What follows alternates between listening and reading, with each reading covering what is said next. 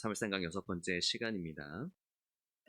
지난 시간에는 우리가 이 앞부분에 있는 한나가 여호와 하나님께 드리는 어떻게 보면 찬가의 기도를 봤어요. 이 한나의 기도를 통해서 하나님을 깊이 경험한 자, 하나님의 마음을 진정으로 깨달은 자, 즉 하나님을 아는 자의 고백이 무엇이고 그에게서 나타나는 모습이 무엇인지를 우리가 함께 봤거든요. 근데 오늘은 어떻게 보면 정반대로 하나님을 알지 못하는 자, 이 바로 엘리의 가문을 통해서 엘리와 그의 아들들의 모습을 통해서 하나님을 알지 못하는 자의 모습이 어떠한지를 우리는 보게 됩니다. 특히 엘리의 아들들의 모습과 한나의 아들, 즉 엘가나의 아들인 사무엘의 모습이 굉장히 극명하게 대조돼요. 그리고 본문은 일부러 이거를 비교하면서 보라고 사무엘상 저자는 이 둘의 모습을 계속 교차시켜요. 그냥 한 명 얘기 쭉 하고, 예를 들어서 사무엘 얘기 쭉 하고 홈리와 비느하스는 어땠는지 쭉 해도 되는데 일부러 홈리와 비느하스 얘기했다가 사무엘 얘기했다, 이렇게 교차로 보여주는 거죠. 우리 11절을 한번 잠깐 볼게요. 한나의 찬가가 나온 후에 11절이 어떻게 나오냐면, 엘가나는 라마의 자기 집으로 돌아가고 그 아이는, 그러니까 사무엘이죠. 사무엘은 제사장 엘리 앞에서 여호와를 섬기니라. 그러니까 한나와 엘가나가 이제 원래 자기 집인 라마로 돌아갔고 아이를 남겨뒀다는 거죠. 서원한 대로 사무엘을 여호와 앞에 드리고, 그죠? 그래서 이제 사무엘은 남아서 제사장 엘리 앞에서 섬기게 됐어요. 그리고 이때부터 이제 하나님의 집이 있던 실로에는 두 개의 흐름이 형성됩니다. 하나는 아이 사무엘을 통해 보여주는 흐름이고, 다른 하나는 엘리의 아들들인 홈리와 비느하스를 통해 나타나는 흐름인 거예요. 이 두 흐름이 아까 말씀드린 대로 선명하게 대비되는 게 이제 이 2장의 중반부예요. 방금 우리가 본 11절에서 이 사무엘에 대해서 뭐라고 했냐면, 엘리 앞에서 여호와를 섬기니라. 그러니까 당시 제사장이, 대제사장이 엘리니까 이제 그 엘리 한마디로 밑에서 배우면서 여호와 하나님을 섬긴 거예요. 그래서 이제 이 한마디를 통해서 이제 사무엘은 여호와를 섬기는 자로 살아가게 될 것을 암시하는 반면에, 이제 그에 바로 이어지는 12절에서 17절은 엘리 아들들의 악행을 고발해요.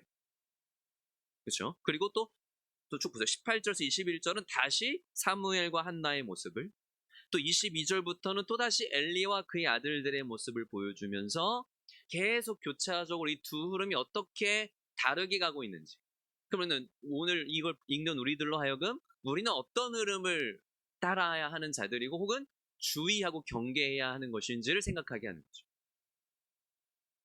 비교적 이들의 모습이, 특히 홈리와 비느하스의 악행이 길고 상세하게 기록이 되어 있는데, 이것은 하나님의 심판의 충족성을, 그리고 확실성을 더욱더 드러내기 위함인 거예요.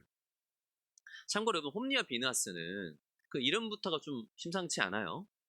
홈리는 호펜이라는 이제 단어에서 왔는데, 이게 이제 주먹이라는 뜻이에요.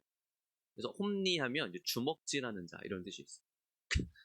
이게 권투 선수라는 의미도 있다고 하더라고요. 이제 그러니까 뭘 암시하는 거냐면, 자기가 원하는 걸 얻기 위해서는 힘으로 얻어내는 자. 그러니까 다퉈서라도 내 원하는 걸 얻어내는 자, 폭력적으로 힘으로 원하는 걸 취하는 그런 사람이라는 걸 암시하고 있어요. 그런가 하면 비느하스는 뱀의 입이라는 뜻이 있어요. 뱀의 입, 간사한 입, 이런 뜻이 있어요. 그러니까 지금 이 비느하스에게 대비해서 볼 때 홈리는 힘으로라면 비느하스는 그 간사한 입으로 자기가 원하는 걸 얻어내는 자라는 걸 암시하는 거죠. 그러니까 제가 몇 주 전에도 여러분 기억나세요? 제가 12절, 17절을 미리 한번 다룬 적이 있어요. 엘리의 아들들의 악행이 얼마나 이게 심각했는지를 미리 좀 얘기하면서, 그들이 여호와 하나님께 드리는 제물을 심지어 하나님께 드리기도 전에 먼저 손대는 그 모습을 제가 함께 얘기했잖아요. 그러니까 여기를 봐도 어때요? 그러니까 심지어 뭐 3살 갈고리를 가지고 여호와께 드릴 고기를 삶고 있는 솥에 그냥 찔러 넣어가지고 건지면 내가 내 거. 뭐 이건 거의 뭐 여호와의 제사를 멸시하는 거죠. 심지어 여호와께 먼저, 원래 하나님께 드리는 이 제사는 기름 부위를, 그러니까 이 동물 제사라면 기름 부위를 먼저 태워서 이렇게 드려야 되는 경우가 많거든요. 이제 가장 좋은 부위를 상징해요. 근데 그걸 드리기도 전에 먼저 제사장이 원한다. 그래서 막 뺏어가고. 그럼 백성들이 여호와께 먼저 드리고 그 다음 너의 마음대로 해라 해도 네가 내놓지 않으면 내가 힘으로도 뺏겠다. 이렇게까지 하는. 그러니까 이러한 홈리와 비너스의 모습을 고발하고 있는 게 이 12절에서 17절이란 말이에요. 근데 이런 모습을 고발하면서 성경이 12절에 어떤 표현을 써요? 엘리의 아들들은 행실이 나빠 여호와를 알지 못하다. 근데 제가 이 행실이 나빠라고 번역된 부분이 원래 직역하면 무슨 말이라고 했어요? 엘리의 아들들은 벨리알의 아들들입니다. 그렇죠? 이 의미라고 했어요. 이 벨리알이 무가치함과 악함을 말하는데 이게 신약 나중으로 가면 갈수록 거의 사탄에 대한 대명사처럼 쓰이거든요. 그러니까 이들이 얼마나 악한 자였는지를 더 직설적으로 들려주는 표현이라고 할 수 있어요. 그들이 벨리알의 아들들이었다. 근데 이게 또 한편으로는 이렇게도 들려요. 홈리와 비느하스가 벨리알의 아들들이었다면 엘리는 뭐라는 거예요? 벨리알이라는 거죠. 그러니까 얼마나 이게 충격적인 고발이냐면 엘리는 누구예요? 이스라엘의 대제사장. 근데 그가 벨리알이었다. 그러니까 굉장히 아이러니하면서 충격적인 고발인 거예요. 그러니까 그 정도로 엘리는 대제사장이었지만 당시 영적 리더로 치면 벨리알이 가진 의미가 이제 무가치함이라는 의미가 있거든요. 그러니까 영적 리더로서 무가치했다는 거예요. 그러니까 영적인 아무 유익을 끼치지 못하는 자였다는 거예요. 근데 영적 리더로서 무가치하다는 건 곧 뭐예요? 악한 거죠. 악한 거예요. 쉽게 말하면 이런 거예요. 만약에 영적 리더의 자리에 있는 목사라고 합시다. 목사가 영적으로 무가치하다면 악한 거라는 거예요. 이거를 꼭 수치화하거나 꼭 어떤 행동으로 나타낼 수 있지만 이해하기 쉽도록 예를 들어서 목사인데 기도하지 않고 말씀 묵상이나 연구하지 않고 경건에 힘쓰지 않고 또 교회와 성도를 돌보지 않는다면 이거는 그냥 무가치함을 넘어서 할 일을 안 하고 이런 차원이 아니라 악한 거죠. 그러니까 설령 사람이 좋고 아무리 다른 부분에서는 크게 문제를 일으키지 않는다고 해도 영적 리더에게는 이 자체가 하나님 보시기엔 악함입니다. 지금 엘리제 사장도 쉽게 말해서 그런 모습이었다는 거죠. 그렇기에 그의 아들들인 홈리와 비느하스는 그 악한 행실을 그것도 심지어 성소에서 행하는 자가 된 거죠. 물론 여러분 이런 걸 가지고 이렇게 말할 수도 있어요. 자녀들은 이 부모의 모습을 반영하는 거울이다. 물론 이렇게도 말할 수 있어요. 그런데 단순히 성경은 그런 차원을 얘기하는 거 아니에요. 그냥 그런 인간적인 차원의 이야기라기보다 영적 차원이죠. 그러니까 이거는 뭘 좀 더 우리에게 강조해서 알려주는 거냐면 이렇게 가정에서조차 자신의 아들들에게조차 영적 리더십을 발휘하지 못하는 영적인 어떠한 영향력을 끼치지 못하는 엘리가 결코 이스라엘 전체의 영적 지도자로서 역할을 했을 리가 없다. 그러니까 그의 아들들의 모습이 그렇게 됐던 것처럼 영적 지도자로서 이끌었어야 할 이스라엘 모습들도 사실 다르지 않았다. 심지어 사실 12절이 말하는 고발 중에 이들이 벨리알의 아들들이었다는 것보다 더 충격적인 건 사실은 그들이 여호와를 알지 못했다는 거예요. 그럼 12절 다시 보세요. 엘리의 아들들은 행실이 나빠. 이게 벨리알의 아들들이어서 이 얘기예요. 여호와를 알지 못하더라. 여호와를 알지 못했다는 거예요. 이게 진짜 심각한 거죠. 제사장의 아들들이고 또 본인들도 제사장이에요. 처음 홈리와 비나스를 소개할 때 1장에서 제사장이라고 소개하거든요. 근데 어떻게 여호와를 알지 못할 수 있죠? 오늘날로 치면 목사인데 여호와를 알지 못하는 거죠. 근데 이런 일이 있을 수 있나요? 있을 수 있는. 굉장히 모순이죠. 사실 이런 모순은 여호와의 백성이면서도 여호와를 섬기지 않는 여호와를 제대로 알지 못하는 이스라엘에 대한 고발이기도 한 거예요. 그러니까 이스라엘의 전체적인 영적 상태를 이 엘리의 아들들의 모습을 통해서 지금 고발하고 있는. 또 오늘날 우리들에게는 동시에 뭘 얘기해 주는 거예요? 교회에 있다고 해서 혹은 심지어 어떤 직분을 받아 섬기고 있다고 해서 다 여호와를 자동적으로 아는 건 아니라. 이걸 생각하게 하는 부분인 거예요. 여러분 제가 최근에 사무엘상 이제 설교를 좀 하면서 여호와를 아는 것이 굉장히 중요하다는 걸 많이 강조해 드렸어요. 여러분 좀 기억이 나세요? 여호와를 아는 게 얼마나 중요한지 이게 신앙의 핵심이고 여호와를 알아가고 더 알아가는 게 신앙의 성장이고 성숙이에요. 근데 여호와를 알지 못했다는 건 아예 본질적으로 가장 중요한 것을 놓치고 있고, 그 말은 여호와를 알지 못한다면 영적으로 성장 성숙도 없다는 거예요. 그렇다고 해서 이들이 여호와를 몰랐다고 할 때 뭐 여호와 하나님에서 들어보지도 듣도 보도 못했다 이 얘기는 아닐 거잖아요. 그들이 제사장인데 날마다 여호와 하나님에서 얘기했을 것이고 여호와 하나님을 섬기는 일을 했겠죠. 실제적으로 제사장으로서 성소에서 하나님을 섬기는 일들을 계속했을 거잖아요. 그렇기 때문에 어쩌면 스스로는 내가 누구보다 하나님을 잘 알고 있다 이렇게 생각했을 수도 있어요. 자기가 하나님을 모른다고는 절대 생각하지 않았을 거예요. 특히 이때에는 더더욱 특별히 제사장들만이 할 수 있는 일들이 더 많았으니까, 구별되어서. 뭐 일반 백성들은 가까이 할 수도 없는 성소에서 일을 했으니까 더더욱 자기들은 하나님 가까이 있고 하나님을 잘 안다고 생각했겠죠. 그러나 성경이 얘기해 주는 게 뭐예요? 그저 성소에서, 심지어 제사장으로 일을 한다고 해서 그게 여호와 하나님을 아는 걸 보장하지 않는다. 성소에 있는 자체가, 또 여호와 하나님을 섬기는 일을 하는 자체가 하나님을 안다는 걸 보장하지 않는다는 거예요.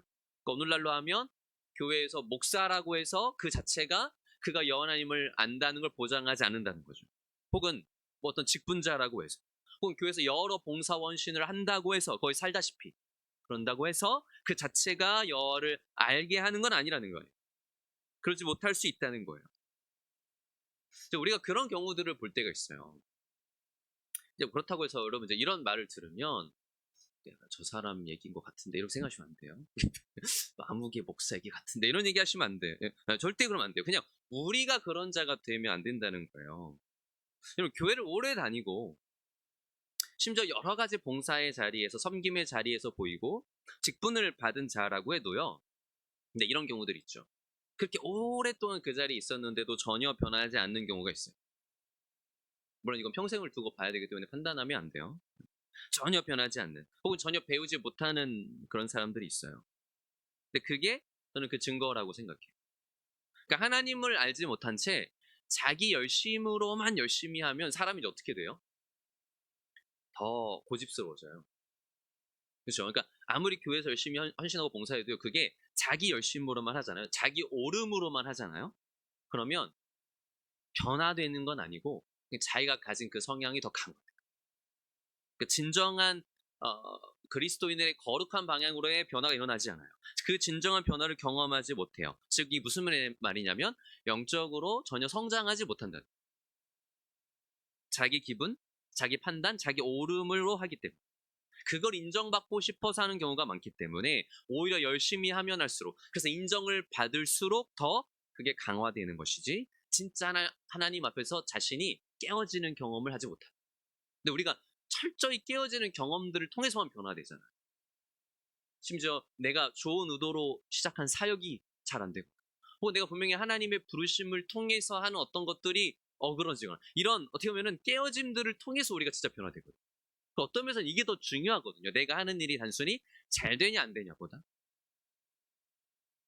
그러나 여러분, 하나님의 사람은 그런 사람인 거예요. 진짜 하나님의 사람은 그런 깨어짐들을 통해 좀 변화되어 가는 거예요. 근데 왜 변화돼요? 그 과정 속에 하나님을 더 깊이 알기 때문에. 하나님을 더 깊이 알아가게 되기 때문에 그 안에서, 하나님을 아는 지식 안에서 성장해 가는 거예요. 그게 진짜 변화죠. 이게 성화죠, 성화. 그래서 여러분, 제가 왜 이런 얘기들을 오늘 하냐면, 오늘 성경이 이걸 얘기하고 싶은 거예요. 그래서 의도적으로 오늘 우리가 읽은 본문에 사무엘에 대해서 어떤 얘기를 반복하는데, 그게 뭐냐면 사무엘이 자라갔다는.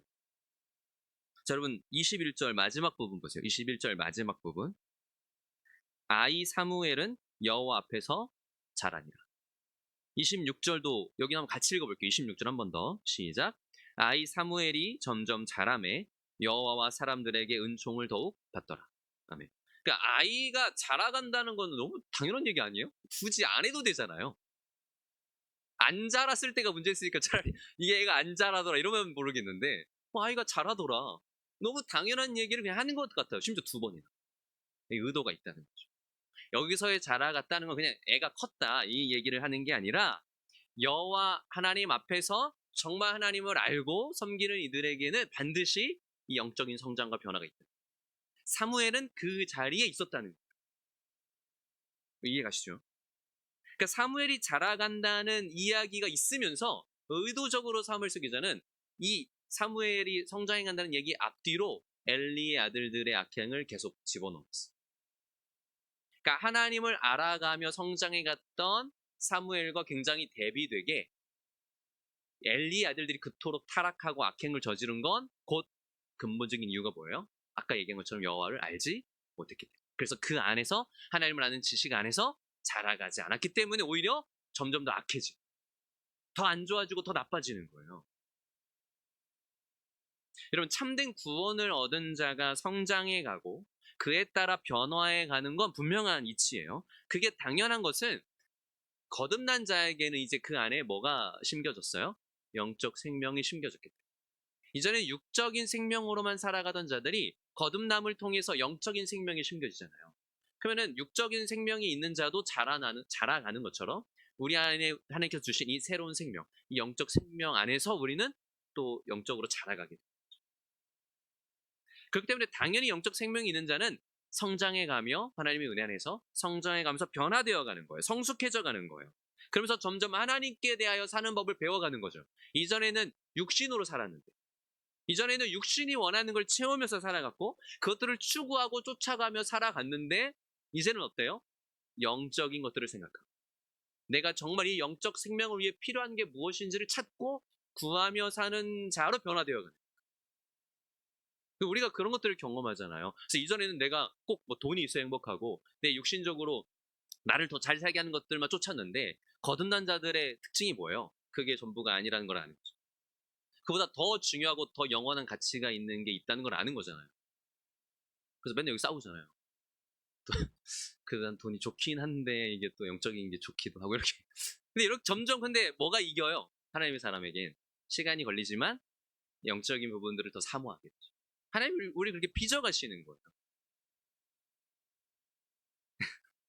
그렇죠?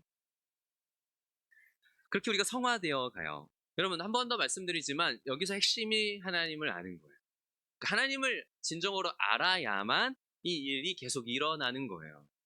그리고 이렇게 하나님을 아는 지식이라는 건 단순히 우리 그냥 머리로 좀 아는 거, 뭐 좀 그럴듯하게 하나님에게 좀 들어서 하나님에 대해서 좀 말할 줄 아는 거, 이런 차원이 아니라고 했잖아요. 정말 하나님을 경험해서 알고 그분을 경외하고 그래서 합당한 영광을 올리며 합당한 태도로 살아가는 거죠. 그분이 정말 어떤 하나님인지를 알수록 교회에서만 그런 척하는 차원이 아니라 내 전체 인생에서 모든 삶의 측면에서. 그래서 이 신앙이라는 건 뭐예요? 전인격적이고 전존재적. 이게 분리될 수가 없어. 교회에서의 나와 집에서의 내가 다를 수가 없는 거예요. 이거 존재적인 것이기 때문에, 하나님 앞에서의 삶이기 때문에 굉장히 총체적이죠. 그래서 하나님을 안다는 것 자체를 심지어 구원이고 영생이라고 하는 거잖아요. 그럼 예수님께서 요한복음 17장 3절에 뭐라고 하셨어요? 영생에 대해서, 영생은 곧 유일하신 참 하나님과 그가 보내시니 예수 그리스도를 아는 것입니다. 하나님을 아는 거, 예수 그리스도를 아는 거라고 하시잖아요. 이게 그토록 중요한 거예요. 그러니까 여기서 예수님 말씀하신 하나님을 안다는 게 아까 말씀드린 것처럼 그냥 우리가 뭐 정보를 전해 들어서 알거나 그냥 좀 그럴듯하게 얘기하는 정도가 아닌 거잖아요. 그러니까 우리가, 근데 그런데도 그런 수준에서 여전히 머무르는 사람들을 보게 돼요. 그러니까 우리가 정말 경계해야 되는 거죠. 간절히 하나님을 구해야 되고 은혜를 구해야 되는데, 특별히 어떤 은혜를 구해야 돼요? 하나님을 아는, 그 하나님을 아는 지식 안에서 내가 성장해가는 은혜를 구해야 되는 거예요. 정말 호세 선지자의 외침처럼 힘써 여호와를 알기 위해서 정말 진력해야 하는 거죠. 그러니까 우리가 예배에 나오고 기도하고 이런 모든 것들이 사실 그 과정인 거잖아요. 하나님을 알아가는 과정. 물론 내가 꼭 그런 의도로 예배하고 기도하는 게 아닐지라도 하나님은 결국 그 모든 과정을 그렇게 사용하시죠. 당신을 알아가는 과정. 근데 홈리와 비나스는 심지어 성소에서 섬기는 제사장이었는데도 불구하고 어떻습니까? 갈수록 더 악해졌어요. 하나님을 알지 못했다는 거죠. 그리고 22절을 한번 보세요. 22절부터 보면 심지어 이들의 악행이 더 심해지는 걸 볼 수 있어요. 그러니까 앞에서는 12에서 17절 사이에는 그들이 여호와 하나님의 재물에 손을 대는 장면이었다면 이번엔 뭐에 손을 대요? 회막에서 수종들은 여인들에게 손을 대요.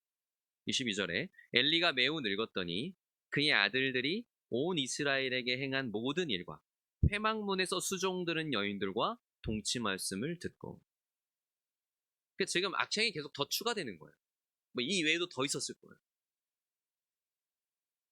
회막에서 수종들은 여인들과 동침했다. 여기서 참고로 이 여인들과 동침했다고 할 때 사용되는 단어가 이제 샤카브라는 동사인데, 제가 이거를 왜 말씀드리냐면 이 샤카브는 그냥 눕다 이런 단어, 눕다. 뭐 쉬려고 눕든, 혹은 여기서 말하는 어떤 성적 관계를 위해서 눕든, 그냥 행동이에요. 근데 이게 어디에 나오냐면 창세기 19장에 나와요. 창세기 19장에 어떤 내용이 있었냐면 이 롯이 소돔과 고모라에서 구원을 받고 나서 그 후에 이제 소알로 천사들이 피신을 시켜줬거든요. 근데 그랬다가 이 롯과 두 딸이 근처 산으로 올라가서 굴에 들어가요. 근데 그때 이 두 딸이 어떻게 해요? 아버지에게 술을 먹이고는 동침하죠. 그래서 낳은 게 모압과 암몬이잖아요. 근데 이게 성경에서 처음 나오는 샤카브예요. 그때 딸들이 그렇게 해서 동침했다라고 할 때 샤카브. 그러니까 앞에서 제가 기억나세요? 제가 야다, 알다라는 단어가 성경에서 남녀가 동침한다라고도 쓰인다고 했잖아요. 여러분 기억나시죠? 근데 왜냐하면 남녀 간의 그런 성적 관계가 단순히 쾌락을 채우기 위한 게 아니라 정말 서로를, 즉 부부 안에서 서로를 더 깊이 알아가는 연합의 행위이기 때문에. 그래서 남녀의 동침을, 부부의 동침을 야다, 서로를 깊이 알다 이렇게 얘기해요. 실제 이 사무엘상 1장에서도 여러분 이 한나가 그렇게 기도하고 응답받고 돌아갔을 때 엘가나와 동침해서 이제 사무엘을 임신했다고 할 때 그 동침하다라는 말이 제가 야다라고 했어요. 그러니까 서로를 깊이 알았다. 그래서 제가 이렇게 얘기했잖아요. 분명히 그 시간에 이게 단순히 서로의 정욕을 치우기 위한 시간이 아니라 서로를 깊이 아는 진정한 연합의 시간. 그래서 엘가나도 어때요? 한나의 마음을 깊이 알았어요. 한나가 하나님 앞에서 어떠한 응답을 받았는지, 그리고 사무엘을 드리겠다고 서원한 그녀의 마음이 무엇인지를 깊이 아는 시간을 가졌을 거예요. 그러니까 엘가나도 반대하지 않고 사무엘을 서원대로 드리는 걸 동의하잖아요. 얼마든지 그렇게 하면 안 된다 할 수도 있는. 근데 그 야다와는 다르게 이 샤카브라는 단어는 오로지 그러니까 뭘로 쓰이는 거예요? 자기 정욕을 채우기 위한 동침을 얘기하는 거예요. 그러니까 그 얘기를 여기서 하는 거는 지금 홈니와 비느하스는 어때요? 오로지 자기의 정욕을, 자기의 탐심을 채우는 행위를 성소에서 계속하고 있었다는 걸 한 번 더 보여주는 거예요. 근데 이런 행위는 단순히 그 홈니와 비느하스의 개인적인 도덕적인 이런 악행에서 그치는 게 아니에요. 이게 정말 여호와 앞에서 악했던 것은, 물론 제사장으로서 그런 행위한 것 자체가 죽임당에 마땅한 일이라고 할 수 있지만, 이게 이 여인들의 영적 어떤 헌신과 경건을 짓밟는 행위잖아요. 그래서 오늘날로 치면 성도들을 죽이는 행위죠. 그리고 또 뭐예요? 여호와 하나님 앞에서 이방 종교와 구별되어야 할 성소에서의 제사를 완전히 타락시킨. 이거 왜 그런지 좀 더 자세히 말씀드릴게요. 여러분, 회막에서 수종들던 여인에 대해서는 성경이 그렇게 자세하게 얘기하진 않아요. 사실 성경을 다 봐도 이들이 누가 세웠는지, 혹은 뭐 이들이 정확하게 성소에서 뭘 수종들었는지는 우리 잘 알 수 없어요. 근데 충분히 추측할 수는 있죠. 분명히 이들은 뭐 아마 청소와 관련된, 빨래와 관련된, 음식과 관련된 아마 섬김들을 했을 거라고 학자들이 다 추정은 해요. 그럼 언제부터 이들이 이렇게 회막에서 여인들이 섬겼느냐? 이게 쫓아 올라가 보면 처음 성막을 지었던 광야 시대에서 이미 있었어요. 처음부터. 제가 그 부분 한번 읽어드릴게요. 38장인데 출애굽기에 이제 처음 성막을 어떻게 만들지를 이 모세가 시내에서 듣고 내려서 이제 짓잖아요. 출애굽기 38장 8절에 어떤 얘기가 있냐면, 그가 노스로 물두멍을 만들고, 이제 물두멍이 이제 이 성막 뜰에 있습니다. 물두멍을 만들고 그 받침도 노스로 하였으니 곧 회막문에서 수종드는 여인들의 거울로 만들었다. 그러니까 지금 이게 처음 성막을 만드는 장면인데, 이 물두멍이 뭐냐면 제사장들이 손이나 발을 씻는 곳이에요. 근데 이 물두멍을 놋으로 만들었는데 이 놋이 어디서 나온 거라고요? 회막문에서 수종들은 여인들이 헌신해서 낸 거. 여러분, 그때 당시에 이제 여러분 아시겠지만 고대 사회에서는 그때도 여인들은 똑같아요. 자기를 이렇게 꾸며야 돼요. 거울을 봐야죠. 근데 오늘날처럼 이렇게 그 유리로 된 이런 거울이 아니잖아요. 구리 같은 걸 반질반질하게 이렇게 해서 희미하게 보이는 거잖아요. 희미하게. 그렇죠? 근데 그 여인에겐 이 구리 거울은 되게 중요한 거예요. 이거라도 없으면 내가 지금 어떻게 생겼는지 볼 수가 없어요. 얼마나 답답하겠어요. 게다가 뭐 아무렇게나 아무 때나 쉽게 만들 수 있는 것도 아닐 텐데. 그런데 이 성막을 만들 때 여인들이 정말 하나님을 사랑하는 마음, 사모하는 마음으로 헌신하는 마음으로 그 귀한 아마 한 사람당 하나씩밖에 없었어요. 혹은 뭐 가정당 가난한 집은 하나씩밖에 없었을 이 구리 거울을 헌신한 그걸로 이 물두멍을 만든. 그리고 그때부터 그렇게 헌신하면서 회막문에서 추측하기는 이거를 못 내는 여인들일 수도 있어요. 나는 거울이 없어서 나는 회막문에서 직접 섬기겠습니다. 일 수도 있고 이게 추측이에요. 아니면 정말 헌신하면서 마음이 근데 나는 하나님 곁에서 더 섬기고 싶다. 이런 여인들이었을 수도 있죠. 그러니까 어느 쪽이든 회막문에서 수종드는 여인들이 상징하는 건 그 여인들의 영적인 헌신과 여호와 하나님에 대한 사모함. 이해가시죠? 그 자기를 단장하던 아끼던 물건까지 드리며 헌신했던 경건한 여인들이 있었고 처음부터 이 여인들, 이 아름다운 영적 전통을 계속 이어가던 여인들이 회막에 있었다는 거예요. 그런데 그 여인들을 그렇게 취급해요. 이게 얼마나 악한 일이에요. 게다가 이때 당시에 모든 이방 종교들, 여러분 많이 들어보셨겠지만 이때 가나안의 모든 이방 종교들의 신전에서 벌어지는 일이 뭐였어요? 그때는 다 신전 창기가 있었어요. 이걸 성창이라고 하는데 신전 창기들과 성행위를 하는 게 그들에겐 예배였어요. 심지어 뭐 여자만 있었던 게 남자 창기, 여자 창기 다 있었어요. 그게 예배예요. 음행을 저지르는. 근데 엘리의 아들들이 지금 그 짓을 한 거예요. 그렇게 여호와의 회막을 그런 식으로 만들어 버린 거죠. 거기서 회막에서 회막을 수종든 여인들과 성행위를 한 것은 그 여인들을, 그 경건한 여인들을 그런 여인으로 전락시켜 버린 거고 여호와의 성막을 이방 우상 신전처럼 타락시킨 거예요. 그게 얼마나 큰 악행입니까? 이게 너무나 큰 악행이기 때문에 하나님이 25절 끝에 보면 그들이 이제 엘리가 얘기도 안 듣거든요. 이렇게 아버지의 말을 듣지 아니었으니 이미 여호와께서 어떻게 정하셨어요? 그들을 죽이기로 뜻하셨습니다. 제가 이제 엘리가 아들들에 대한 어떤 책임이 있었고 이런 부분은 다음 시간에 좀 더 자세하게 말씀드릴 거예요. 한나와 비교하면서 그리고 엘리 가문의 이제 성경 좀 더 가보면 실제 이 가문의 끝이 어떤지 나오거든요. 그건 다음 시간에 좀 더 자세히 다룰 텐데.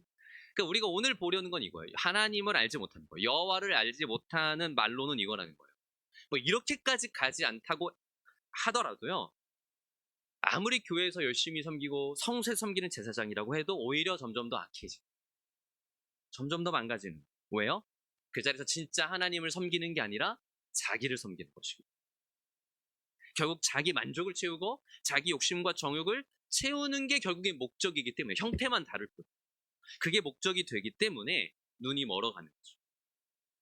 아마 엘리의 아들들인 홈리와 비나스는 자기들이 그 정도로 죄짓는다고 생각하지 못했을 거예요. 눈이 멀어서. 근데 얼마나 악한 일이었습니까? 어쩌면 여러분 그런 생각이 들어요. 오늘날 우리가 불미스러운 일로 이제 뉴스 같은 곳에서 목회자들의 타락상을 접하잖아요. 근데 이게 다 홈리와 비느하스가 보인 일이죠. 그렇죠? 성적인 타락, 물질적인 측면에서의 타락, 사실은 그리고 경건과 거룩한 모든 측면에 있어서의 타락. 이게 오늘 사실 본문이 이미 보여주는 부분인 거예요.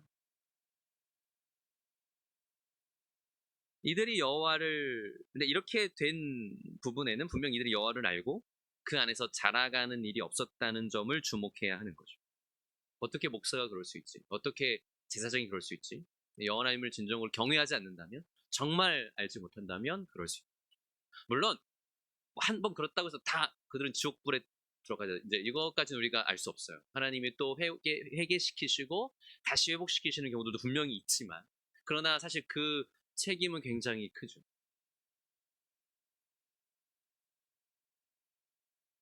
우리가 하나님 안에서 자라가는 것이, 참된 지식 안에서 자라가는 것이 얼마나 중요한지, 우리가 교회 안에 그냥 있기만 하는 게 중요한 게 아니라 그 목적을 위해서 정말 애써야 한다는 게 얼마나 중요한지를 한 가지 측면을 통해서 더 강조하는데, 오늘 우리가 읽은 본문에서 사무엘서 기자는 사실 홈리와 비느하스, 사무엘 모두를 똑같은 명칭으로 불러요. 아이, 이렇게 불러요. 아이다. 아닌데요, 이렇게 보실 수 있는데, 이런 분명히 사무엘에 대해서는 아이 사무엘 이렇게 계속 얘기하죠. 아이 사무엘이 하나님 앞에서 뭐 자라갔다, 이런 얘기가 계속 있잖아요. 근데 홈리와 비느하스에 대해서도 마찬가지예요. 원래 1장에서 홈리와 비느하스가 제사장으로 처음엔 소개가 됐어요. 근데 이 2장에서는 17절 보세요. 소년들로 표현돼요. 2장 17절 한번 보시면, 이 소년들의 죄가 여호와 앞에 심히 크면, 이렇게 돼 있죠. 그죠? 그리고 저 아까 처음에 읽은 11절에 사무엘에 대해서는 그 아이, 이렇게 이제 또 돼 있고, 21절에서도 그렇죠, 아이 사무엘 이렇게 돼 있고, 26절도 아이 사무엘 이렇게 돼 있어요. 그러니까 사무엘은 이제 명확하게 한글로도 아이 이렇게 나와 있는데, 홈리와 비나스는 소년 이렇게 돼 있죠. 그렇죠? 근데 히브리어로는 똑같아요. 이게 나아르라는 단어, 나아르. 근데 원래 나아르가 꽤 범위가 넓어요. 실제 이제 용례를 봐도 어린 아이도 나아르고, 그냥 어린 사환도 나아르 이렇게 말하고, 청소년 정도 돼도 나아르 이렇게 불러요. 나중에 이제 엘리사가 길 가다가 대머리야 올라가라고 또 불량배들이 나아르죠. 사실 그냥 나아르예요. 약간 불량 청소년들인데. 어쨌든 상당히 성경 안에서 넓게 쓰이는데, 근데 여기서는 홈리와 비느하스가 분명히 장성한 사람이거든요. 그러면 제사장으로 섬기는 건 이미 성인이라는 거예요. 그러면 나를 잘 안 써요, 그런 경우는. 근데 일부러 소년들이라고 얘기해요. 사무엘도 나아르고 홈리 비느하스도 나아르요. 그러면 여러분, 소년이라는 이미지가 주는, 아이라는 이미지가 주는, 그러면 이들은 어떻게 해야 되는 자들이에요? 똑같이 하나님 앞에서 배우고 성장해 가야 되는 자들이다. 자라가야 되는 자들이라는 거죠. 그거를 강조하고 싶은 거예요.